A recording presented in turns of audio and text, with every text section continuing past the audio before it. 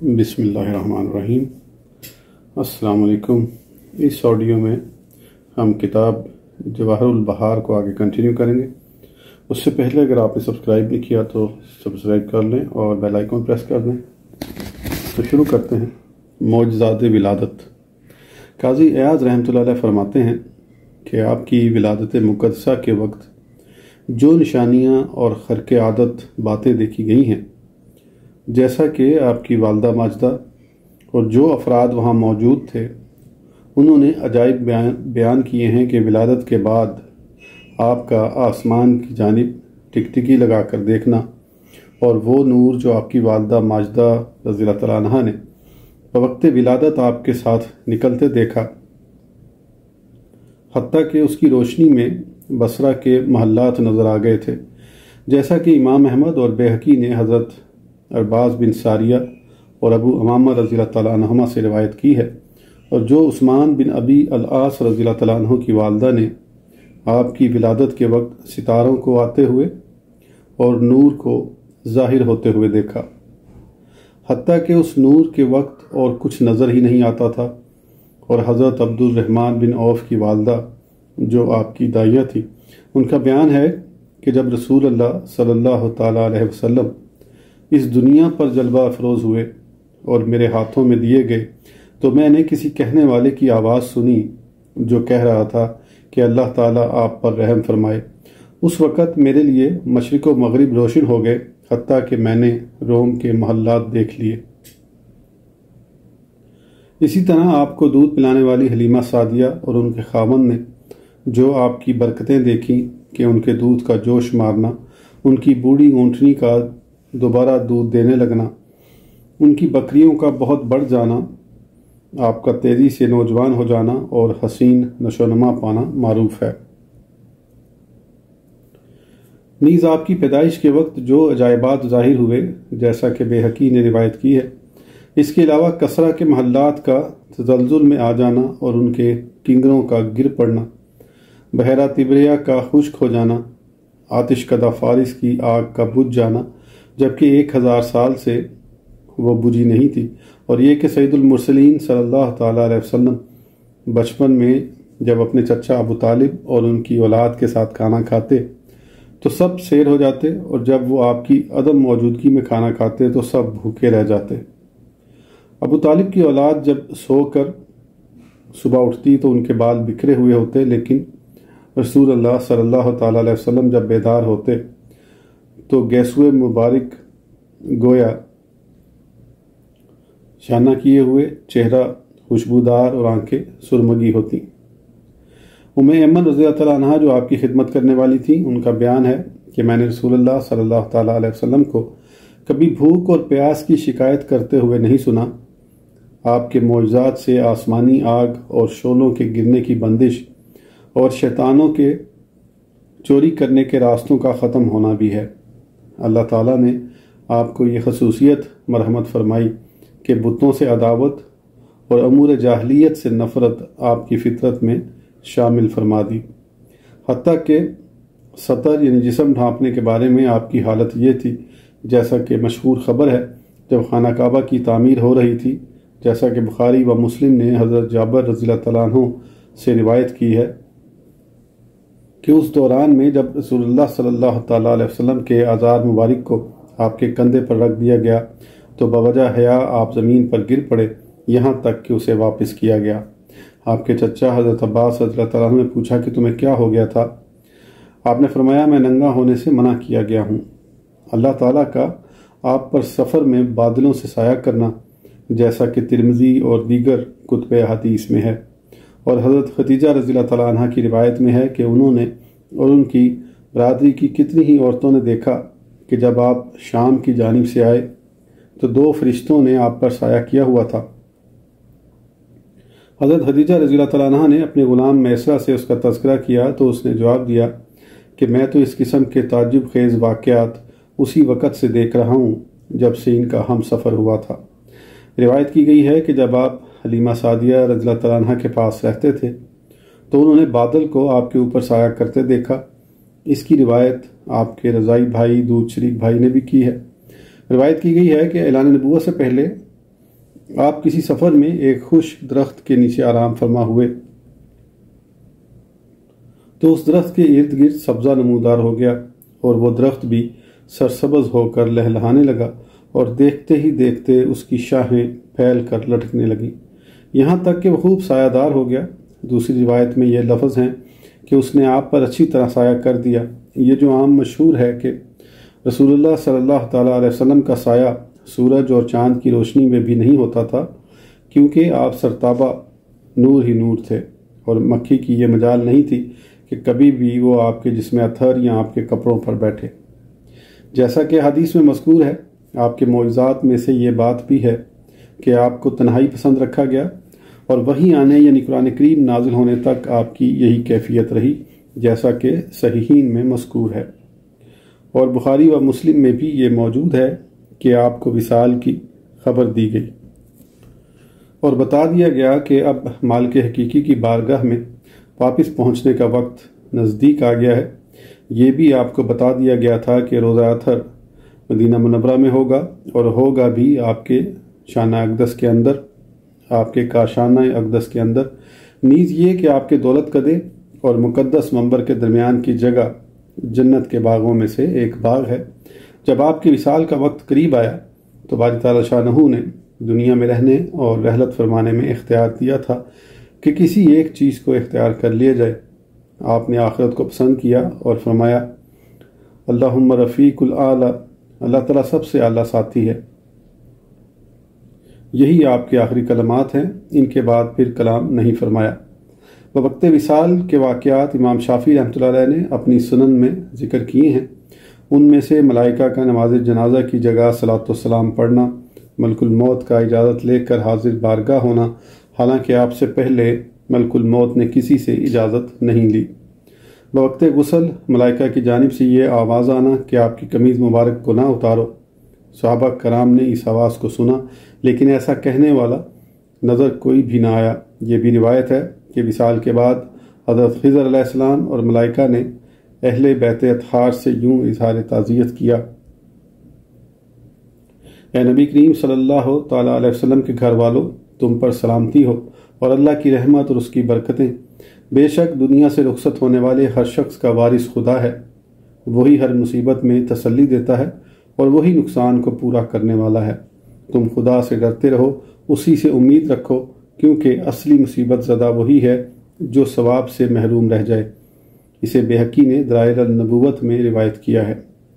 امام شافعی اور امام ملحاوی رحمۃ اللہ علیہما نے روایت کیا ہے کہ اہل بیت اطہار اور صحابہ کرام رضوان اللہ تعالیٰ علیہم اجمعین پر آپ کی کرامتیں اور برکتیں دنیاوی زندگی میں ظاہر تھیں، لیکن وصال کے بعد بھی اسی طرح ظاہر ہوتی رہیں، جیسے کہ حضرت عمر رضی اللہ تعالیٰ عنہ کا آپ کے چچا جان حضرت عباس رضی اللہ تعالیٰ عنہ کے وسیلے سے بارش کی دعا کرنا۔ معجزات مصطفیٰ کی ترجیح۔ قاضی ایاز رحمۃ اللہ علیہ نے فرمایا کہ ہمارے آقا و مولا جناب محمد رسول اللہ صلی اللہ تعالیٰ علیہ وسلم کے معجزات دیگر انبیاء کرام کے مقابلے میں دو وجہ سے زیادہ واضح اور اہم ہیں۔ پہلی وجہ یہ ہے کہ آپ کے معجزات تعداد میں سب سے زیادہ ہیں۔ جس نبی کو جو بھی معجزہ ملا وہ نبی کریم صلی اللہ تعالیٰ علیہ وسلم کو بھی مرحمت فرمایا گیا یا اس سے بھی اعلیٰ معجزہ دیا گیا، اور اہل علم اس بات سے پوری طرح واقف ہیں۔ آپ کے معجزات اس طرح حد و شمار سے باہر ہیں کہ قرآن کریم اول سے آخر تک معجزہ ہے، اور اس کی چھوٹی سے چھوٹی صورت میں بھی اعجاز موجود ہے، اور وہ سورہ کوثر ہے، اسی میں یہ موجود ہے: اِنَّا آتَيْنَكَ الْكَوْثَرَ، اے محبوب بے شک ہم نے تمہیں بے شمار خوبیاں عطا فرمائیں۔ جب اس چھوٹی سی صورت میں بھی اعجاز موجود ہے، حالانکہ اس کے صرف 10 کلمے ہیں، لیکن پورے قرآن کریم میں تو 70,000 سے بھی کچھ اوپر ہی کلمات ہیں۔ چونکہ سورہ کوثر کے 10 کلمے ہیں، اس لحاظ سے حصے بناتے چلے جائیں تب بھی قرآن کریم کے 7,000 سے زیادہ حصے بنتے ہیں، اور ہر حصہ واقعی معجزہ ہے۔ علاوہ بری اس کے اعجاز بلاغت و اعجاز نظم وغیرہ کے لحاظ سے دیکھیں تو مذکورہ تعداد کئی گنا ہو جائے گی۔ اعجاز کی ایک وجہ غیبی امور کی خبریں دینا بھی ہے، یوں اور کئی گنا تعداد ہو جاتی ہے۔ ان کے علاوہ بھی اعجاز کی اور کتنی ہی وجوہات ہیں، اگر ان کے حساب سے گنتے چلے جائیں تو صرف قرآن کریم سے متعلق ہی آپ کے اتنے معجزے ہو جائیں گے کہ اعداد بھی ان کا ساتھ نہ دے سکیں گے۔ اس بارے میں جو احادیث و اخبار وارد ہیں وہ اعجاز کی کثرت کے لحاظ سے مذکورہ تعداد کے کئی گنا معجزات کا پتہ دیتی ہیں۔ نبی کریم صلی اللہ تعالیٰ علیہ وسلم کے معجزات کی وضاحت و اہمیت کی دوسری وجہ یہ ہے کہ دیگر انبیاء کے معجزات اس زمانے کے لوگوں کی ہمت اور اس فن کے اعتبار سے تھے جس میں اس زمانے کے لوگ مہارت رکھتے ہوں۔ جیسے موسیٰ علیہ السلام کے دور میں جادو کا بہت زور تھا تو اللہ تعالیٰ نے انہیں ایسا معجزہ دے کر بھیجا جو ان کاموں سے مشابہت رکھتا تھا جن پر قدرت رکھنے کا وہ دعویٰ کرتے تھے۔ پس جب موسیٰ علیہ السلام ان کے پاس وہ معجزہ لے کر تشریف فرما ہوئے تو ان پر واضح ہو گیا کہ وہ اس پر قدرت نہیں رکھتے، کیونکہ اس نے ان کے جادو کو باطل کر دکھایا تھا۔ اسی طرح حضرت عیسیٰ علیہ السلام کے زمانے میں علم طب اپنے نقطہ عروج کو پہنچا ہوا تھا تو آپ ان کے پاس ایسا معجزہ لے کر تشریف فرما ہوئے جس پر انہیں کوئی قدرت نہیں تھی۔ وہ یہ تصور بھی نہیں کر سکتے تھے کہ مردے کو بھی زندہ کیا جا سکتا ہے، نیز بغیر معالجے اور طبی طریقوں کے مادرزاد اندھوں کو بینا اور کوڑیوں کو تندرست کرنا ممکن ہے۔ دیگر انبیاء کرام علیہ السلام کے معجزات بھی اسی طرح تھے۔ جس دور میں اللہ تعالیٰ نے نبی کریم صلی اللہ تعالیٰ علیہ وسلم کو مبعوث فرمایا تو عرب میں 4 علوم بہت مشہور تھے: 1 بلاغت، 2 شاعری، 3 خبر یعنی تاریخ، 4 کہانت۔ اللہ تعالیٰ نے آپ پر قرآن کریم نازل فرمایا جو مذکورہ 4 علوم کے لیے خارق ہے۔ یہ فصاحت و بلاغت اور اعجاز کے ایسے کمالات پر مشتمل ہے جس کا ان کے کلام میں شائبہ بھی نہیں پایا جاتا۔ اس عجیب و غریب نظم اور پسندیدہ اسلوب کے وہ کوچے ہی سے نابلد تھے۔ جہاں تک اخبار یعنی تاریخ کا تعلق ہے تو قرآن کریم نے ایسے واقعات و حوادث اور اسرار و مخفیات کی خبریں دیں اور وہ خبروں کے مطابق ہی ظہور پذیر ہوئے تو کسی پرلے درجے کے معاند اور دشمن کو بھی اس کی صحت و صداقت میں شبہ نہیں رہ سکتا۔ رہی کہانت تو یہ 1 مرتبہ سچی اور 10 مرتبہ جھوٹی ثابت ہوتی رہتی ہے۔ شیاطین پر آسمان سے چنگاریاں پھینک کر اور ستاروں کے ٹوٹنے سے کہانت کو باطل کر کے بیخ و بن سے اکھاڑ کر پھینک دیا گیا۔ قرآن کریم نے اپنے زمانہ نزول کے حالات، گزشتہ انبیاء کرام اور ان کی امتوں کے تذکرے نیز گزرے ہوئے واقعات کو بیان کر کے ہمادانی کا دعویٰ کرنے والوں کو جاہل محض ثابت کر دکھایا۔ قرآن کریم ایسا معجزہ ہے جو ختم ہونے والا نہیں بلکہ یہ قیامت تک باقی رہنے والا ہے اور ہر گروہ کے لیے واضح دلیل و حجت ہے۔ بعد میں آنے والا جو بھی شخص اس کے وجوہ اعجاز میں غور و فکر اور تأمل کرے گا تو اس پر یہ بات پوشیدہ نہیں رہ سکتی کہ سرور کون و مکان صلی اللہ تعالیٰ علیہ وسلم نے معجزے کے طور پر اس قدر غیب کی خبریں دی ہیں کہ کوئی دور اور زمانہ ایسا نہیں گزرتا جس میں آپ کی صداقت ظاہر نہ ہوئی ہو۔ اس سے ایمان کو تازگی اور متانت کی دلیل کو غلبہ ملتا ہے۔ دیگر انبیاء کرام جب دنیا سے رخصت ہو جاتے تو ان کے معجزات بھی ختم ہو جاتے تھے، لیکن نبی آخر الزماں صلی اللہ تعالیٰ علیہ وسلم کا یہ معجزہ نہ تو ختم ہونے والا ہے اور نہ منقطع ہو سکتا ہے۔ اس کے دلائل زائل نہیں ہوتے بلکہ ہمیشہ تر و تازہ رہتے ہیں۔ اسی لیے فخر دو عالم صلی اللہ تعالیٰ علیہ وسلم نے فرمایا ہے، جیسا کہ بخاری میں ابو ہریرہ رضی اللہ تعالیٰ عنہ سے روایت ہے کہ ہر نبی کو اس کے زمانے کے مطابق معجزے دیے گئے جن کو دیکھ کر لوگ ان پر ایمان لاتے تھے، لیکن میرا معجزہ وہی ہے جو اللہ تعالیٰ نے میری طرف نازل فرمائی۔ میں امید رکھتا ہوں کہ قیامت میں میرے پیروکار سب سے زیادہ ہوں گے۔ اس حدیث کا صحیح مفہوم تو یہی ہے، لیکن اکثر علماء نے اس کی تعویل کی ہے اور ظہور معجزے کے بارے میں اس طرف گئے ہیں کہ آپ کے اس معجزے کا ظہور وہی یعنی کلام الہی ہونے کے باعث ہے جس میں نہ فکری قوت کا دخل اور نہ تشبیہ متصور۔ لیکن مخالفین و معاندین نے انبیاء کرام کے معجزات کا مقابلہ ایسے امور سے کیا جن کا دار و مدار فکری قوت پر تھا، اور اس طرح کوتاہ فہم لوگوں کو کسی حد تک ورگلانے میں کامیاب ہو جاتے تھے۔ جیسے موسیٰ علیہ السلام کے وقت میں جادوگروں نے اپنی رسیاں اور چھڑیاں پھینک کر سانپوں کی شکل میں دکھا دی، اور جادوگر ایسی شعبدہ بازی لوگوں کو دکھا دیا کرتے ہیں، لیکن قرآن کریم تو کلام الہی ہے۔ اس پر کوئی جادو یا قوت متخیلہ اثر انداز نہیں ہو سکتی، لیکن اس کا معارضہ نہیں کر سکتی۔ اس اعتبار سے قرآن کریم کو دیگر تمام معجزات پر بھی فوقیت ہے، اور یہی وجہ ہے کہ کفار عرب نے اس کے مقابلے اور معارضے سے ہتھیار ڈال دیے تھے۔ چنانچہ انہوں نے جلا وطنی، قید، ذلت و رسوائی، نکر مکانی، جانی و مالی نقصانات، زجر و توبیخ، تہی دستی، جھڑکیاں کھانے اور دھتکارے جانے کے مصائب تک برداشت کر لیے، لیکن قرآن عزیز جیسی ایک آیت بھی بنا کر لانے سے عاجز رہے۔ الحمدللہ رب العالمین۔ اس کے بعد قاضی ایاز رحمۃ اللہ علیہ نے نبی کریم صلی اللہ تعالیٰ علیہ وسلم کے لوگوں پر حقوق کا تذکرہ کیا ہے۔ ان میں سر فہرست آپ پر ایمان لانا ہے، پھر آپ کی اطاعت اور سنت کی پیروی ہے، کیونکہ یہ آپ سے محبت رکھنے اور اپنی خیر خواہی کے لوازم سے ہے۔ آپ کے احکامات کے سامنے سر تسلیم خم کر دینا چاہیے، کیونکہ یہ آپ کی تعظیم و توقیر اور احسان ماننے کی نشانی ہے۔ وصال کے بعد ہر اس چیز کا احترام کیا جائے جو آپ کی جانب منسوب ہے۔ آپ پر صلاۃ و سلام پڑھنا اور روزہ اطہر کی زیارت کرنا، جو باتیں آپ کے لیے واجب یا جو آپ پر محال اور ممتنع تھیں انہیں مد نظر رکھے، کیونکہ آپ کو گالی دینے یا آپ کی شان میں نازیبا لفظ جاری کرنے یا تنقیص کرنے والے کے لیے قتل کرنے کا حکم ہے یا اس کے نزدیک۔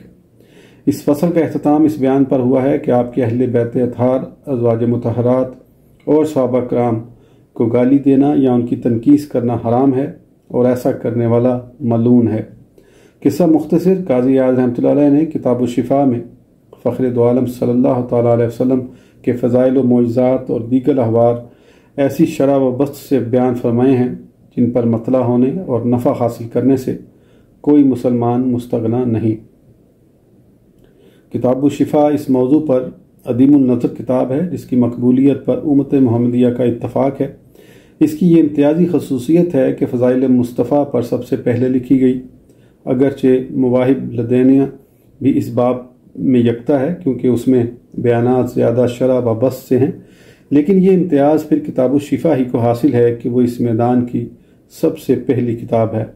واللہ تعالی عالم، وصلی اللہ تعالی علی حبیبہ محمد وآلہ وصحبہ اجمعین۔ میں پھر ایک دفعہ بتاتا چلوں کہ کتاب الشفاء بھی اس کی آڈیو ریکارڈ ہو چکی ہے اور وہ آلریڈی پبلش ہو چکی ہے، اسی چینل پہ پڑھی ہے، آپ سن سکتے ہیں۔ امام عارف باللہ حکیم محمد بن علی ترمذی رحمۃ اللہ علیہ کے فرمودات گرامی۔ فخر دو عالم کی ہیبت۔ حکیم ترمذی رحمۃ اللہ علیہ نے اپنی کتاب نوادر الرسول میں فرمایا ہے کہ ظاہری حیات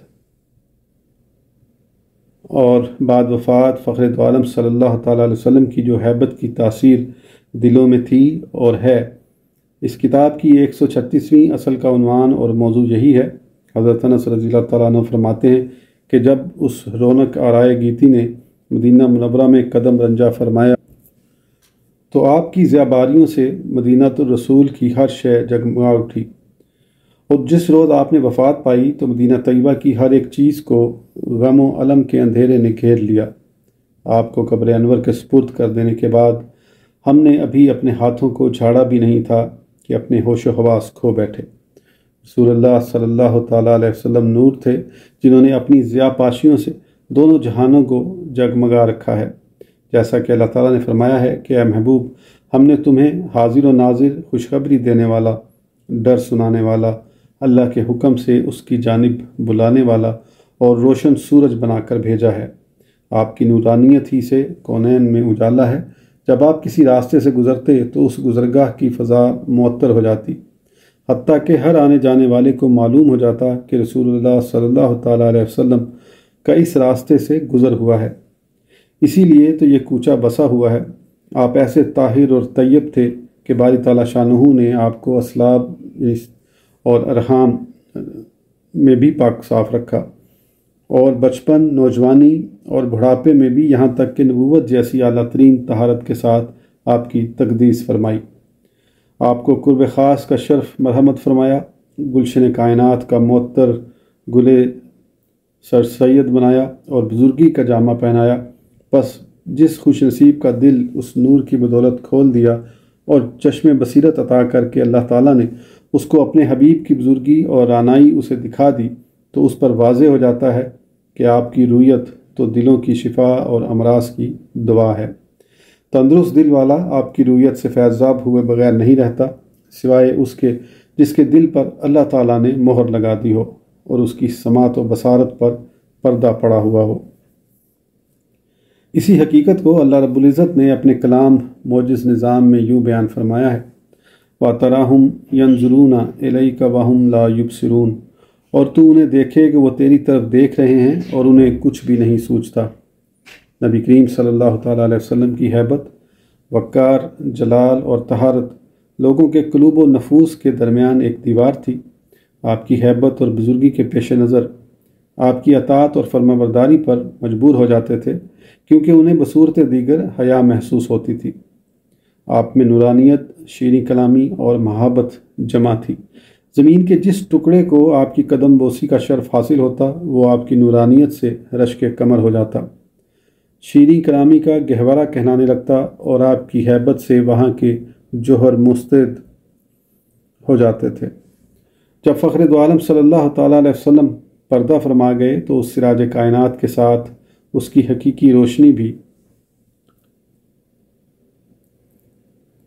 پردہ فرما گئی، یہ مٹا ہوا ہے یہاں سے، اور وہ پہلے جیسی چمک دمک، حلاوت اور محبت بھی نہ رہی۔ یہ جو کہا گیا ہے کہ ہم رسول اللہ صلی اللہ تعالیٰ علیہ وسلم کو زمین کے سپرد کر کے ابھی ہاتھوں کی مٹی بھی صاف نہیں کر پائے تھے کہ ہم نے اپنے دلوں کو انکار کر دیا، اس جملے میں حضرت انس رضی اللہ تعالیٰ عنہ نے اپنی اور اپنے ساتھیوں کی دلی کیفیت بیان کی ہے، کیونکہ انہیں باری تعالیٰ شانہ کی جانب سے تو کوئی خطرہ محسوس نہیں ہو رہا تھا، لیکن بعض لوگوں کی ایمانی حالت کے بدل جانے کا خطرہ پریشان کر رہا تھا۔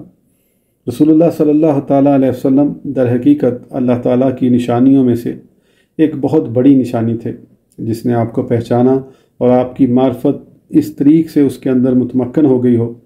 بھلا وہ شخص جب آپ کو غائب یا مفقود دیکھے گا تو اپنے دل کا انکار کیوں نہ کرے گا؟ اس کے دل و دماغ پر تو رسول اللہ صلی اللہ تعالیٰ علیہ وسلم کی بادشاہی تھی۔ جب آپ دنیا سے تشریف لے گئے تو دل کی مخار زمین پر گرتی ہوئی نظر آنے لگی اور یوں محسوس ہونے لگا کہ اسے چھوڑ دیا گیا ہے، جس سے اپنی خواہشات کی جانب متوجہ ہونے کا خطرہ تھا۔ لیکن جس شخص کے دل میں اللہ تعالیٰ کی ہیبت سمائی ہوئی ہو اور وہ اس پر غلبہ پا چکی ہو، وہ آپ کی وفات سے اپنے دل کا انکار نہیں کرے گا، کیونکہ آپ کے پردہ فرمانے سے اس کے دل کی حالت نہیں بدلے گی۔ ایسے اللہ تعالیٰ کے دوستوں کو صدیق کہتے ہیں رضی اللہ تعالیٰ عنہم۔ ایسے حضرات کے دلوں میں اللہ تعالیٰ کی عظمت و کبریائی سے وہ چیز دلوں میں جاگزی ہو جاتی ہے جو انہیں متحیر کیے رکھتی ہے۔ وہ اللہ تعالیٰ سے اتنا ڈرتے ہیں کہ مارے ہیبت کے ان کی اپنی ذات ایک لحاظ سے مر ہی گئی ہوتی ہے۔ یہی ہیبت ہے جو ان کے دلوں کو اللہ تعالیٰ کی محبت سے بھرپور رکھتی ہے اور مخلوق کی محبت کو اس نے ڈھانپ رکھا ہوتا ہے۔ اس سے یہ نہ سمجھ لینا چاہیے کہ ان کے دلوں سے رسول اللہ صلی اللہ تعالیٰ علیہ وسلم کی محبت زائل ہو جاتی ہے، ہرگز نہیں، بلکہ جتنی اللہ تعالیٰ کی محبت اور ہیبت دلوں میں بڑھتی جاتی ہے، اسی لحاظ سے سرور کون و مکان صلی اللہ تعالیٰ علیہ وسلم کی محبت دلوں میں بڑھتی رہتی ہے اور آپ کی محبت تمام دنیاوی قدورات سے پاک صاف ہوتی ہے۔ رسول اللہ صلی اللہ تعالیٰ علیہ وسلم کی محبت اور ہیبت لوگوں کی محبت پر غالب آ کر اسے ڈھانپ لیتی ہے۔ اس طرح دوسروں کی محبت ظاہر نہیں ہوتی، جیسے سمندر میں ایک ٹیلا ہو، وہ اپنی ہیبت کے ساتھ سمندر میں کھڑا تو ہوتا ہے لیکن دیکھنے والوں کو نظر نہیں آتا، یا جس طرح چاند کہ اس کی روشنی تو ہر وقت برقرار رہتی ہے، لیکن جب مہر درخشاں کی تابانیاں اس کے بالمقابل آتی ہیں تو سورج کی کرنیں چاند کی روشنی کو اپنے اندر ڈھانپ لیتی ہیں۔ حالانکہ چاند کی چمک دمک حقیقت میں وہی رہتی ہے، لیکن سورج کی وافر ضیاباریوں کے باعث دیکھنے والے کو چاند کی حالت کچھ اور ہی نظر آ رہی ہوتی ہے۔ اسی طرح اللہ تعالیٰ کی محبت اور ہیبت رسول اللہ صلی اللہ تعالیٰ علیہ وسلم کی محبت اور ہیبت پر غالب آ جاتی ہے۔ یہ بحث نہایت نفیس اور دقیق ہے۔ باری تعالیٰ شانہ ہمیں اس کلام سے اور اس کے مؤلف سے نفع اندوز کرے، آمین۔ آج کی آڈیو کے لیے اتنا ہی، پھر انشاءاللہ اگلی آڈیو میں آگے کنٹینیو کریں گے۔ اس وقت تک کے لیے اجازت دیجیے، سبسکرائب کرنا نہ بھولیں۔ اللہ حافظ۔